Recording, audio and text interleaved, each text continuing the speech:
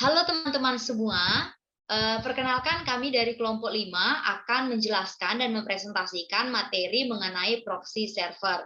Sebelumnya perkenalkan, di sini kami beranggotakan 7 orang. Yang pertama yaitu Aditya Rizky Ananda, kemudian yang kedua Nurul Lailatus Syadia, yang ketiga Fira Rahma, yang keempat Yanti Simanjunta, 5 Nur Anissa Apriliani, 6 Natasja Zafira, dan yang ketujuh yaitu Nabila Ginanti Suci.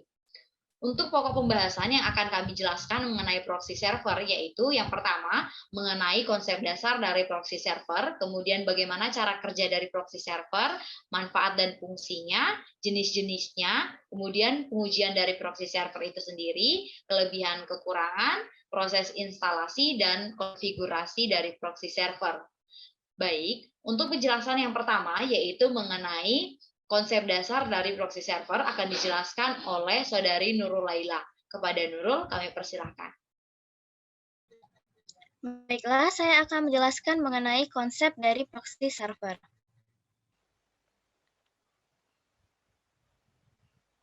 Proxy server terdiri dari dua kata yaitu proxy dan server. Proxy dapat dipahami sebagai pihak ketiga yang berdiri di tengah-tengah antara kedua pihak yang saling berhubungan dan berfungsi sebagai perantara, sehingga pihak pertama dan pihak kedua tidak secara langsung berhubungan, akan tetapi masing-masing berhubungan dengan perantara yaitu proxy. Sedangkan server adalah sistem komputer yang mempunyai layanan khusus, pada umumnya berhubungan dengan penyimpanan data. Data yang tersimpan di dalam server berupa berbagai jenis dokumen dan informasi yang kompleks. Layanan tersebut bertujuan untuk memberikan kebutuhan bagi pihak klien yang menyediakan akses informasi kepada pengguna atau user. Maka dari penjelasan tersebut, proxy server atau peladen proxy adalah sebuah komputer server atau program komputer yang dapat bertindak sebagai komputer lainnya untuk melakukan request terhadap konten dari internet atau intranet. Proxy server merupakan salah satu server yang posisinya terletak di antara aplikasi dari sebuah server dan juga aplikasi dari sebuah klien pada saat jaringan komputer berlangsung dan berjalan. Pada dasarnya, proxy server memiliki tugas untuk menjembatani dan juga mengendalikan aktivitas dari lalu lintas paket data yang melewatinya. Dengan adanya proxy server, maka setiap aplikasi klien ataupun aplikasi server seperti FTP, web server, web browser, dan semacamnya bisa dimonitor dan juga dikendalikan oleh proxy server.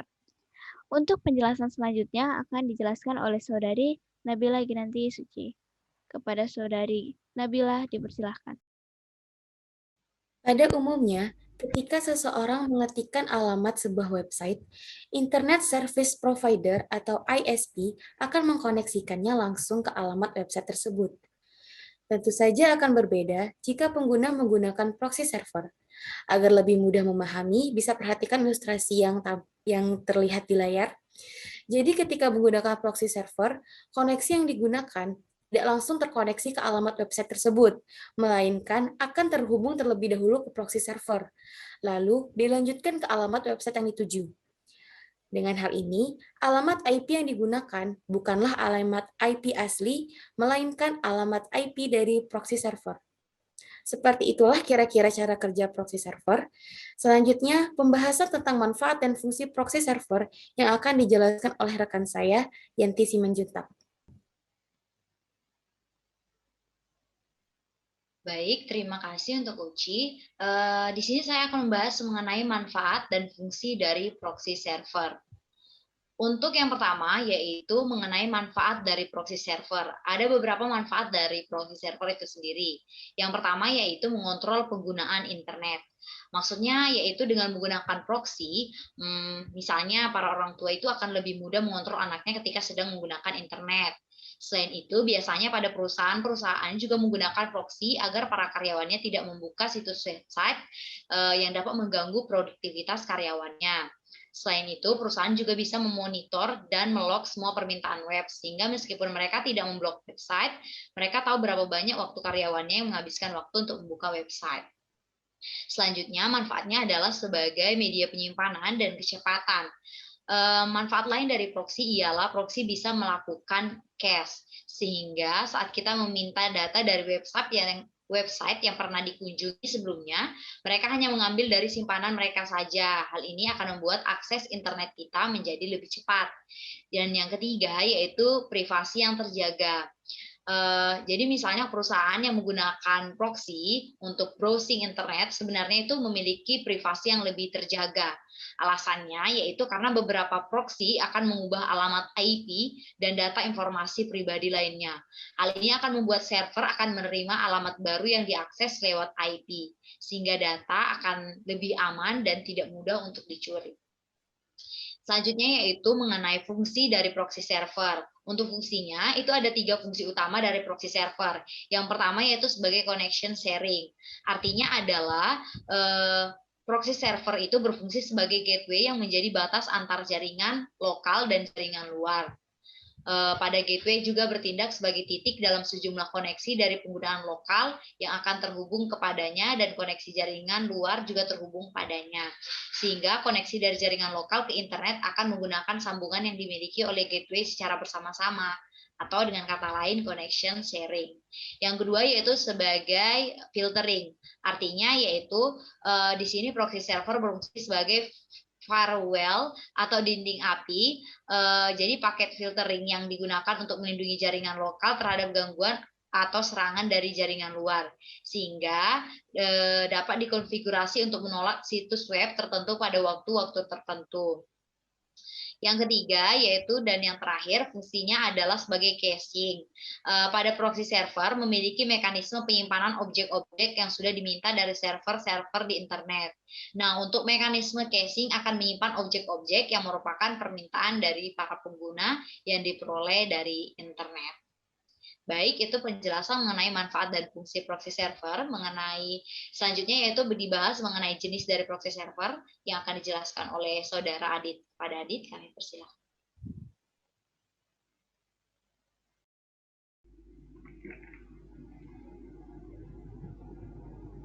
Baik, berikutnya saya akan menjelaskan tentang jenis proxy server. Untuk jenis proxy server sendiri itu ada 4. Yang pertama, anonymous proxy. Yang kedua, high anonymity proxy. Yang ketiga, transparent proxy. Yang keempat, reverse proxy.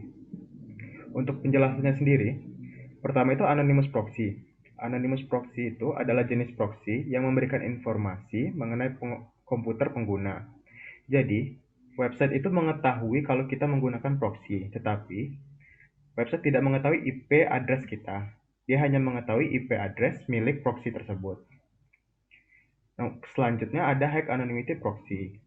High anonymity proxy itu adalah jenis proxy yang mengidentifikasikan dirinya sebagai komputer klien atau diri kita sendiri. Jadi, website akan mengira IP proxy itu adalah IP yang kita gunakan.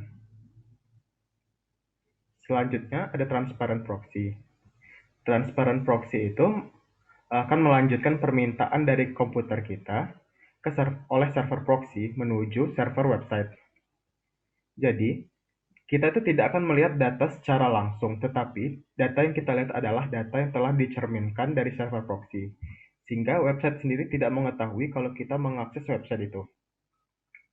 Selanjutnya ada reverse proxy. Reverse proxy adalah jenis yang digunakan untuk mencegah klien terhubung dengan data sensitif, sehingga data sensitif yang sebelumnya dapat dilihat oleh manajemen web itu tidak dikirimkan. Jadi, data sensitif itu tetap aman. Untuk selanjutnya akan dilanjutkan oleh Vira Rahma.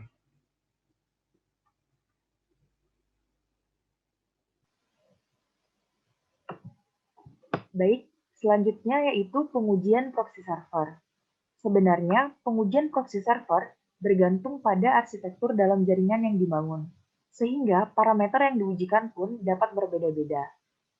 Pada kali ini, saya akan mengambil contoh kasus tertentu, yaitu contoh kasus pada paper pengujian proxy server pada kasus membangun proxy server dengan Squid berbasis open source software Fedora dengan studi kasus Squid Server Universitas Shahid Surakarta. Dapat kita lihat, di sini terdapat tabel perbandingan kecepatan akses alamat website dan perbandingan pemblokiran alamat website. Sebelumnya, proxy server sudah disetting secara manual oleh admin dan disimpan dalam Squid configuration. Kemudian akan dicoba akses internetnya dengan menggunakan proxy server atau tidak menggunakan proxy server. Untuk tabel pertama, yaitu menggunakan parameter kecepatan akses. Terdapat URL yahoo.com dan youtube.com. Sebelum menggunakan proxy, kecepatan akses website Yahoo itu memakan waktu 15 detik, dan setelah menggunakan proxy menjadi lebih cepat menjadi 10 detik. Untuk YouTube, tanpa menggunakan proxy itu memakan waktu 60 detik, dan setelah menggunakan proxy itu menjadi lebih cepat menjadi 15 detik. Untuk tabel kedua, yaitu perbandingan pemblokiran alamat website. Terdapat beberapa alamat website yang sudah disetting dalam konfigurasi Squid tadi untuk menjadi alamat yang diblokir. Nah, tanpa menggunakan proxy, alamat-alamat tersebut dapat kita akses atau diizinkan untuk diakses.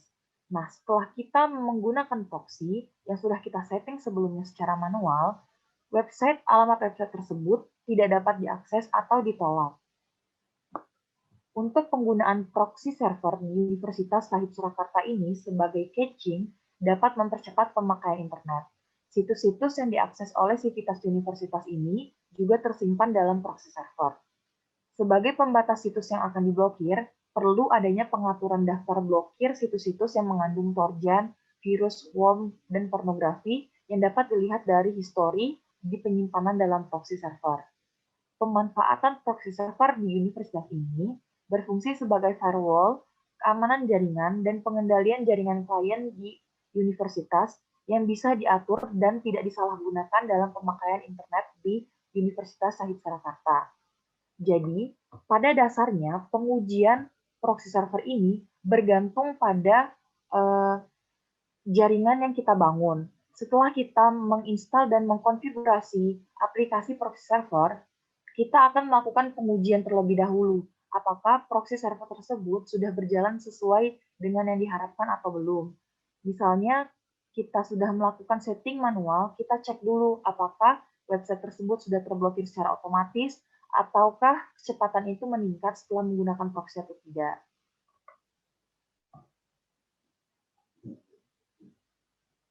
Berikut kelebihan proxy server.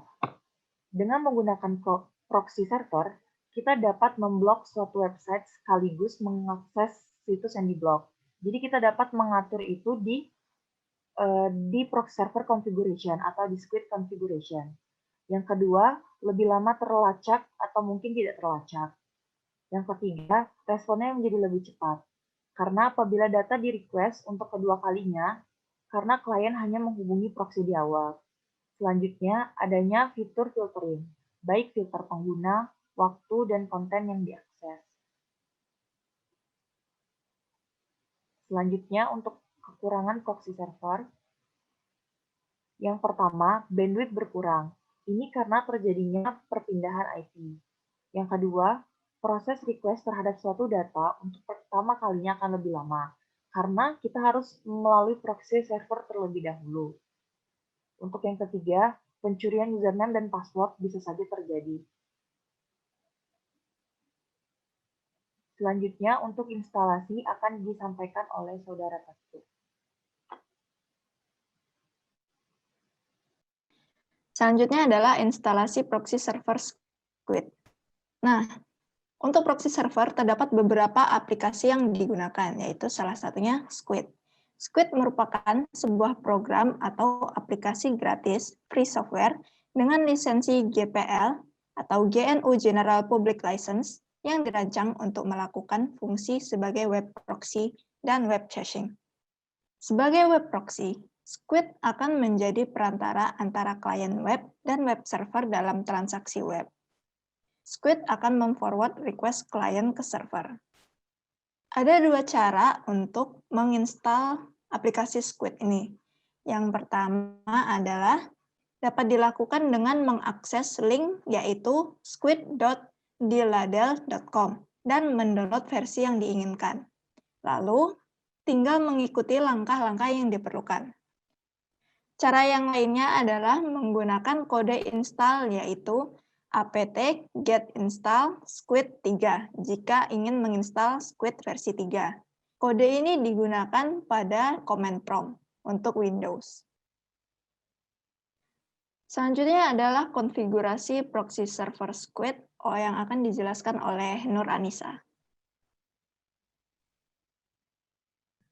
Baiklah, saya akan melanjutkan ke pembahasan konfigurasi proxy Squid server. Nah, konfigurasi itu adalah proses di mana kita melakukan setting atau setelan pada sistem komputer agar komputer tersebut bisa masuk ke sistem jaringan dengan baik dan benar.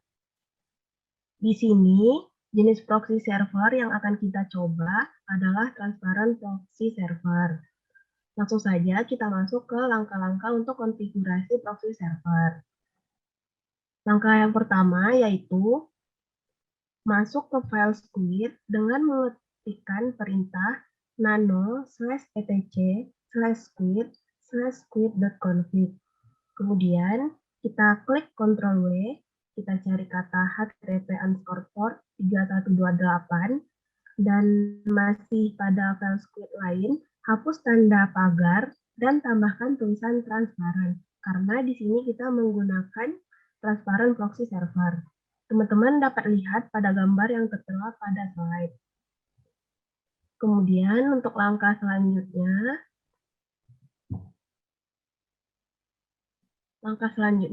kita cari kata chest_mem 16 MB, kemudian kita hapus tanda pagarnya. Lalu selanjutnya,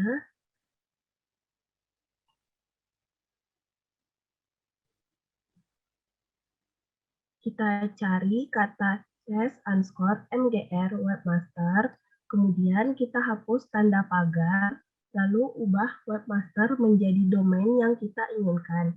Di sini contohnya kita menggunakan uswatun@poltech.com. Teman-teman dapat lihat pada gambar yang tertera pada slide.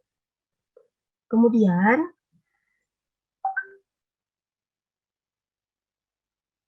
setelah kita ubah webmaster menjadi domain kita cari kata ACL Connect, lalu kita tambahkan perintah yang tertera pada gambar yang terdapat pada slide yang dilingkari merah. Kemudian, setelah kita menambahkan perintah seperti gambar, kita cari tulisan http://access, kemudian kita deny all, dan tambahkan tanda pagar di depannya. Lalu kita simpan dengan Ctrl X dan Y, kemudian kita enter. Lalu, kita akan menambahkan situs URL yang akan kita blok ke file yang telah kita buat, yaitu nano/etc/squid/url. Itu agar segala situs yang bersangkutan dengan yang kita masukkan itu dapat kita blok, tidak dapat diakses saat kita mencari di browser. Nah, tetapi ini hanya berlaku pada situs yang URL-nya HTTP, tidak berlaku untuk yang URL-nya HTTPS.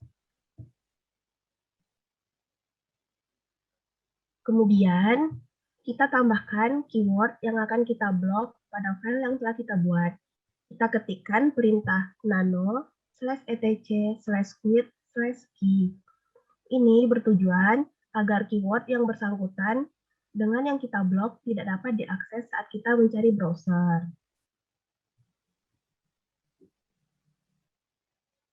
Nah, setelah itu kita pastikan kalau konfigurasi yang kita lakukan tadi sudah benar.